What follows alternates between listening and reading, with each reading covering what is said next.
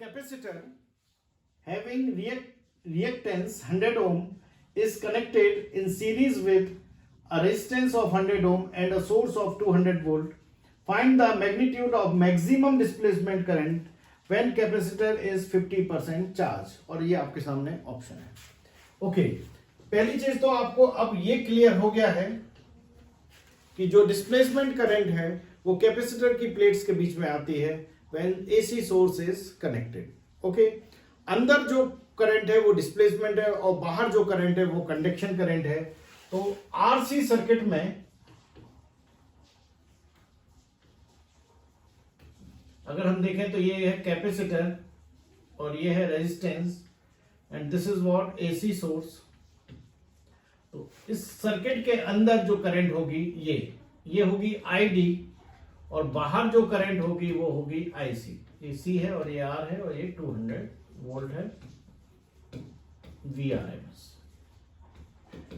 ठीक है ना. ये आप इतनी बात तो समझ गए कि इस प्लेट्स के बीच में ID आने वाली है, बाहर IC. और हम ये भी जानते हैं कि IC is equals to ID और जो सर्किट में करंट होती है AC में वो IRMS करंट होती है which can be find as VRMS upon Z. लग गया AC का कॉन्सेप्ट कि जो अंदर और बाहर करंट तो सर्किट में एक ही बह सकती है. ऐसा तो हो ही नहीं सकता कि यहां दूसरी करंट हो यहां दूसरी करंट है. जो भी करंट होगी वो इक्वल होगी. So IC equals to ID लिखते हैं हम इसलिए. और IC equals to ID and ID is IRMS which can be calculated as VRMS. लेकिन हमसे पूछा गया है मैक्सिमम और पीक डिस्प्लेसमेंट करंट.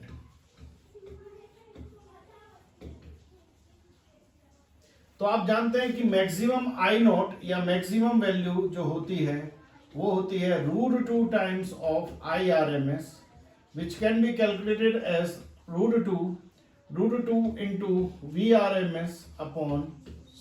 तो हमको ये निकालना है. तो हमारा टारगेट क्लियर हो गया, डिस्प्लेसमेंट करंट निकालना है. तो I not maximum √2 VRMS into Z होगा.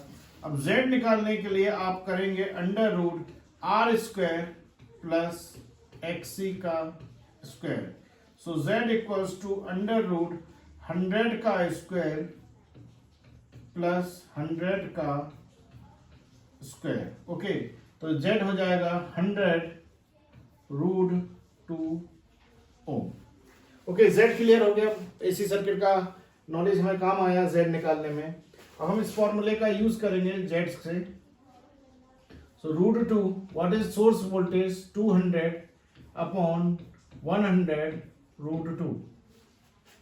ओके, तो √2 से √2 क्या हो गया, कैंसिल हो गया. √2 से √2 कैंसिल हो गया, 0 से 0 कैंसिल हो गया. सो I max will be 2 ampere. इस प्रकार से हम इसका आंसर दे सकते हैं.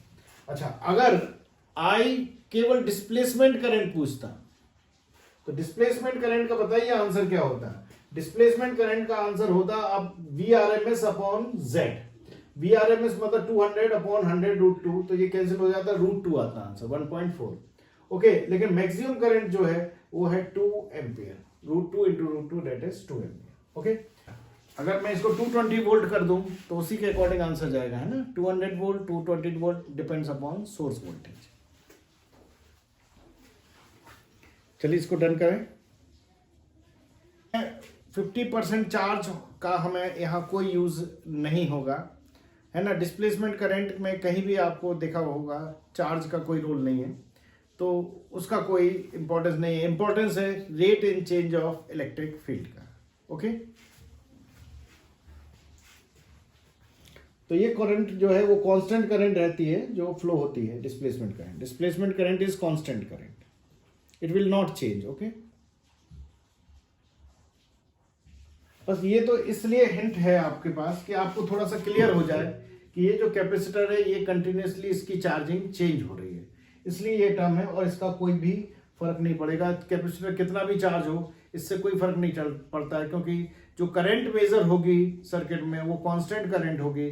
बाहर कंडक्शन और अंदर डिस्प्लेसमेंट करंट ये चेंज नहीं होगी, ये आपको यही मेजर होगी. तो ये 2 एम्पियर करंट है, ये मैक्सिमम डिस्प्लेसमेंट करंट है और ये आपको मेजर होगी। हाँ, इसका जो आरएमएस वैल्यू मेजर होगी वो अगर पूछते तो वो अलग मेजर होती है, लेकिन इससे कोई फर्क नहीं पड़ता कि कैपेसिटर कितना % चार्ज है। ओके।